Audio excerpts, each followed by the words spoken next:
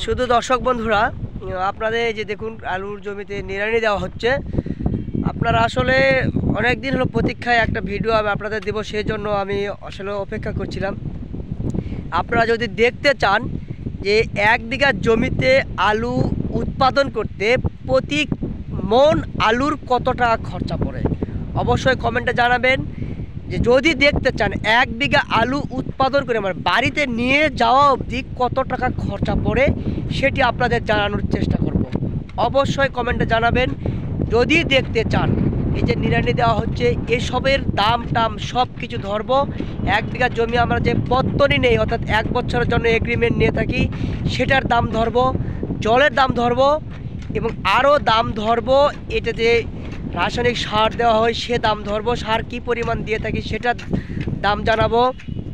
সম্পূর্ণ শুরু থেকে শেষ পর্যন্ত একজন প্রান্তিক বর্গা চাষি কীরকম টাকা 1 মন আলুতে খরচা হয় সব কিছু জানানোর চেষ্টা করব।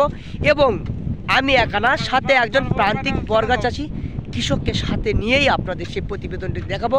অবশ্যই দেখার অপেক্ষায় থাকবেন এবং কমেন্টে জানাবেন যে আসলে দেখতে চান কি না, এবং কত টাকা মূল্য প্রতি কেজি এবং প্রতি মন আলুর থাকলে কৃষকের লাভ হবে সেটিও জানানোর চেষ্টা করবেন।